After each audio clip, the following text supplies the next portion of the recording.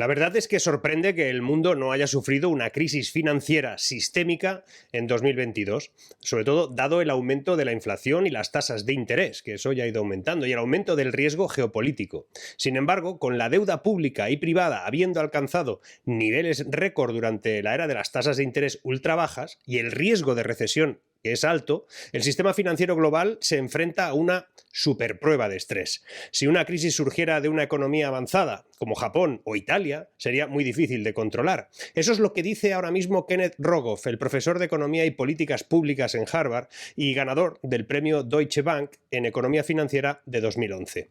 Fue el economista jefe del Fondo Monetario Internacional desde 2001 a 2003. Lo interesante de este hombre no es lo que fue, sino lo que ya no es, porque seguramente ahora puede decir cosas que antes le era más difícil o eran inconvenientes. Si te quedas hoy hasta el final de este vídeo, te contaré una cosa sobre el directo de mañana que es muy importante, donde va a haber un invitado muy especial. Si viste el vídeo de ayer ya sabes quién es, pero si te esperas al final sabrás perfectamente quién nos va a visitar en el directo de mañana. Un directo especial, sobre todo para hablar de Davos, que se inaugura mañana.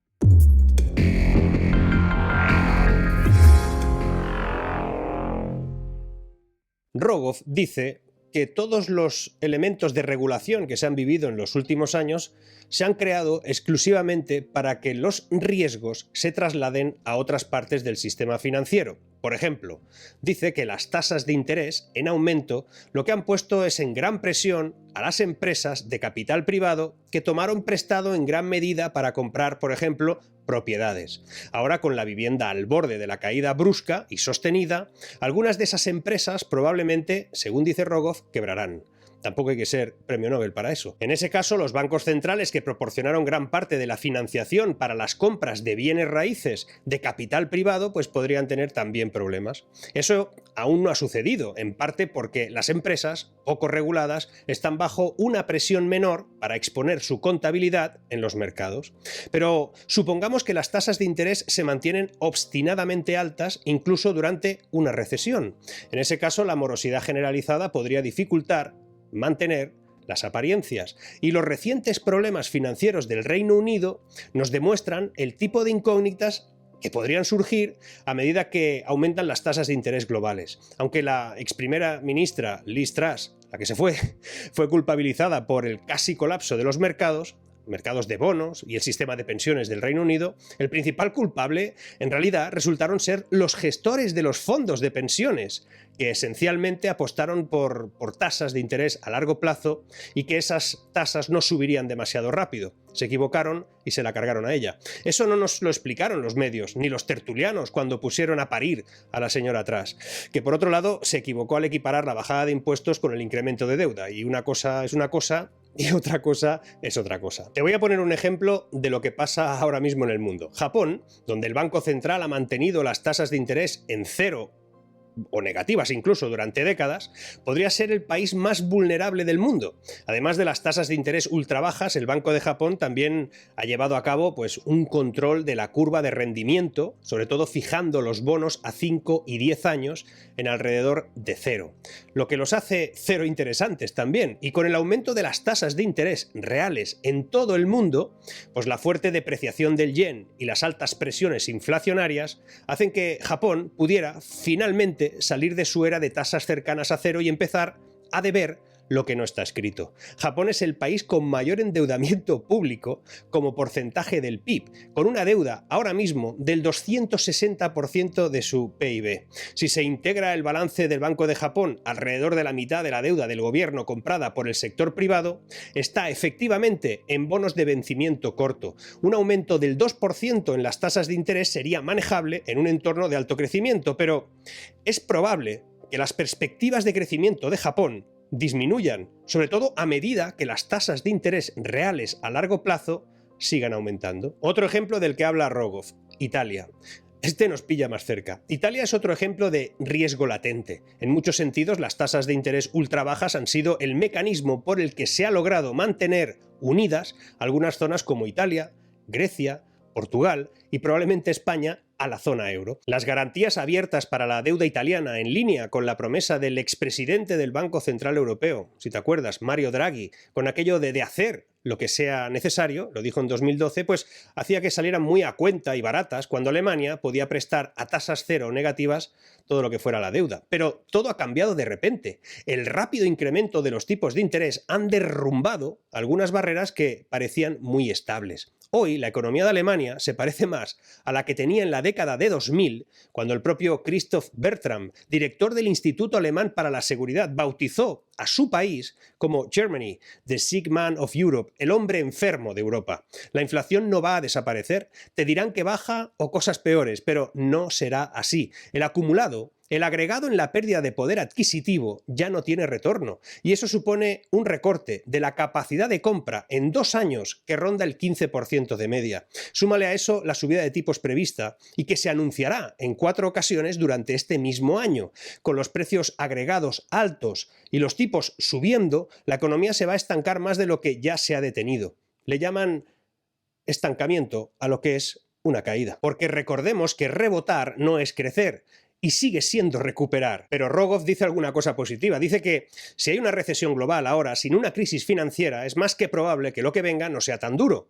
Pero el problema, asegura, es que estamos en un entorno de crecimiento negativo, con inflación alta y con tasas de interés reales en aumento. Por lo tanto, tampoco hay que ser muy listo para saber que las opciones de entrar en una estanflación letal pues es muy alta. Según Bloomberg Economics, el crecimiento global disminuirá del pobre 3,2% de 2022 a un preocupante 2,4% este año, por debajo de la tendencia previa a la crisis sanitaria, pero con una deuda global inmensamente más alta. La deuda global total aumentó en 3,3 billones de dólares en el primer trimestre de 2022, a un nuevo récord que jamás hemos tenido, de 305 billones de dólares, principalmente debido a China, Estados Unidos, y según el Instituto de Finanzas Internacionales, los planes de estímulo se han ventilado más de 20 billones de dólares desde 2020. El resultado inicialmente fue salvar a los más necesitados, eso dicen. Sin embargo, de momento solo vemos que la economía ha cambiado a estancarse y a que la inflación suba. Por lo tanto, el resultado es decepcionante.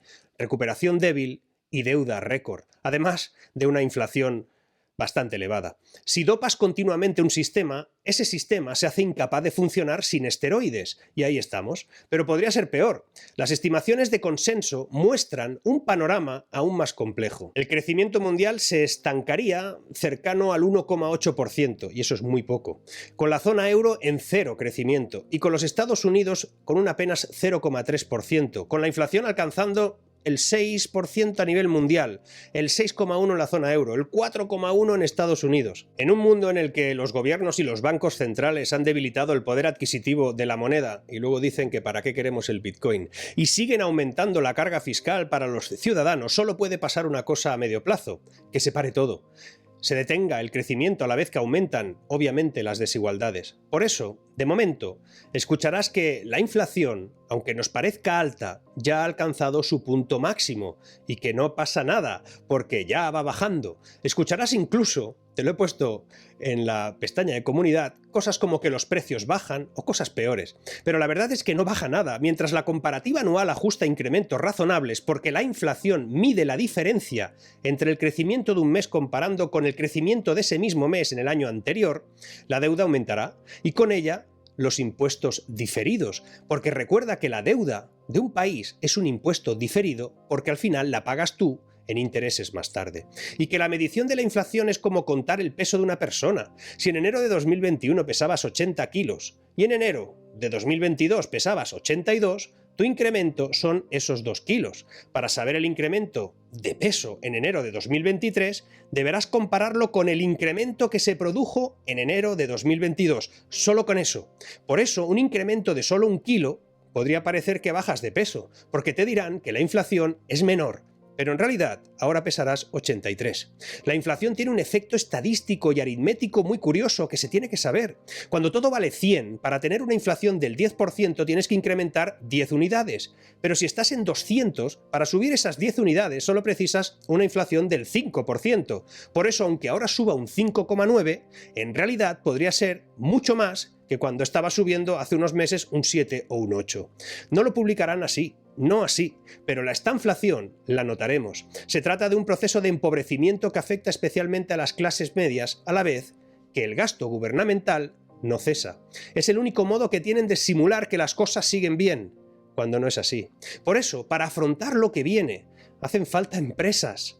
Porque aquí nadie está pensando en las empresas. Empresas que logren ser más eficientes, generando valor a cada parte de los procesos que ponen en marcha. Y para ello precisarán leer datos, gestionar con inteligencia artificial muchos de ellos, convertirlos en información y finalmente incluso cómo se convierte todo eso en conocimiento y dejarse de tanto circo tecnológico actual sobre lo que es capaz de hacer la GPT y la no sé qué. De esta crisis saldrán con ventaja las empresas que logren vender menos ganando más. En una segunda fase, estas serán las que venderán más, todavía, gastando menos, y serán las que podrán generar empleo de calidad. El problema es que ahora lo que se está haciendo es castigar a la economía productiva poniendo cada vez más difícil todo. En tiempos duros no es bueno solo pensar en el subsidio, eso genera dependencia y pobreza. Se debe pensar en conquistas, en estimular la transformación empresarial, los modelos de crecimiento. Si no, al final, esto es como una patada hacia adelante.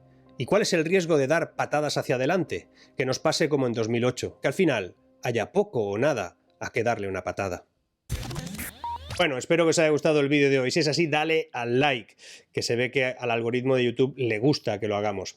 Si es que hay algoritmo, no lo sé. La cuestión es que si no estás suscrito deberías de estarlo, porque mañana hay un directo que si quieres recibir la invitación a tiempo real, pues si estás suscrito la recibes y si no estás suscrito pues te aparecerá o no, no lo sabemos. La cuestión es que mañana en el directo, que reaparecen los directos en este canal, va a ser muy especial. Primero porque vamos a tratar un tema casi monográfico y que tiene que ver con Davos. Mañana empieza la semana del tinglao la merienda esta que se montan allí y además pues daré algunas de las experiencias personales que yo viví cuando estuve por allí. Cosa que ahora parece ser que no va a poder pasar. Lo segundo es que en este canal va a estar José Bizner. Primero a las 8:45 de la mañana yo estaré en su canal, en Negocios TV, que también se emite por YouTube, pero también se emite por la TDT, su televisión, y allí vamos a estar comentando cómo empieza esa semana. Pero por la noche, a las 8, como os decía, estará en este canal y vamos a comentar cómo ha evolucionado ese día con respecto a las cosas que hayamos dicho durante la mañana. No os lo podéis perder, es el primer invitado en este canal, que no será el último obviamente, pero por eso os pido que estéis aquí, porque hay que darle pues una bienvenida al primer invitado, ¿no? Venga, nos vemos mañana, espero que no faltéis ninguno, seguimos.